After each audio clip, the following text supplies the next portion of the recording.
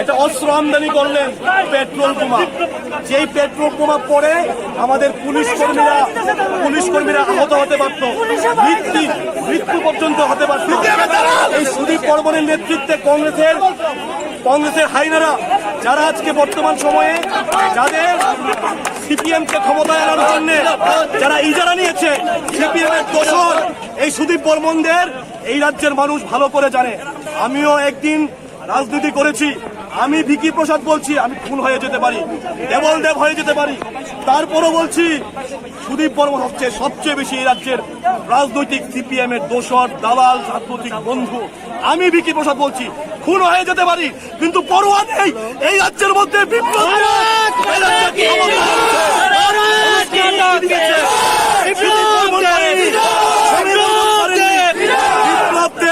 বিপ্লব দেব নরেন্দ্র মোদী এই রাজ্যের মানুষকে মুক্তি দিয়েছে, স্বাধীনতা দিয়েছে।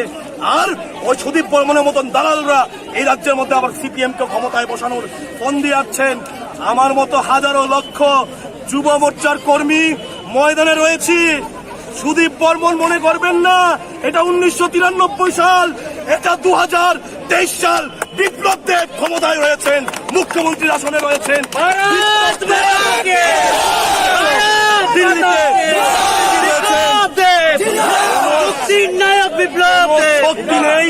কোন শক্তি নেই 2023 সালে বিজেপিকে দ্বিতীয়বারের জন্য ক্ষমতায় আসা থেকে রুখতে, কোন শক্তি নেই। কারণ আমাদের মতো নিষ্ঠাবান, আমরা যারা বিরোধী দল করতে গিয়ে মাথার মধ্যে আলাদা প্লেন লাগানো আছে। আমি জানি সিপিএমটা কি। এই রাজ্যের শত শত কংগ্রেস কর্মী খুন হয়েছে, আর ওই কংগ্রেস আজকে সিপিএম এর দোসরগিরি করতে ময়দানে নেমেছে। আমরা বলছি আমরা 2023 সালে দ্বিতীয়বারের জন্য আবার বিপ্লব কুমার দেবের নেতৃত্বে বিজেপি সরকার গঠন করবে। কংগ্রেসীদের, সিপিএমদের, তৃণমূলীদের ক্ষমতা যদি থাকে আমাদেরকে রুখে দেখাক। পেট্রোল বোমা ছেড়ে গুলি মেরে সন্ত্রাস করে ইট পার্ক মেরে আমাদেরকে রোখা যাবে না। অনেকেই নীল নকশা চাটছেন, কোনোভাবেই তার সফল হতে আমরা দেব না।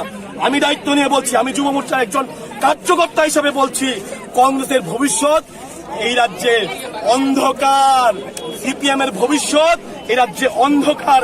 বিগত 2 দিন আগে আস্থা বলে দেখেছেন না, যারা দীর্ঘদিন 25 বছর ক্ষমতায় ছিল 7 থেকে 8 হাজারের বেশি মানুষ আনতে পারেনি। ওই সিপিএম কে ক্ষমতায় আনানোর জন্য সুদীপ বর্মন ইজারা নিয়েছেন। এই ইজারা কোনোভাবেই সফল হতে আমরা দিচ্ছি না। উনাকে গ্রেপ্তার করতে হবে, দৃষ্টান্তমূলক শাস্তি দিতে হবে। কংগ্রেস ভবন থেকে পেট্রোল বোমা নিক্ষেপ করা হয়েছে, মৃত্যু পর্যন্ত হতে পারত পেট্রোল বোমা পড়ে। ভাবতে পারেন এটাই সুদীপ বর্মনের রাজনীতি? ভাবতে পারেন? তো ধিক্কার জানাই এই ধরনের সন্ত্রাসের নায়কদের। ত্রিপুরা থেকে এই সন্ত্রাসের নায়কদের ভেঙে যেতে হবে।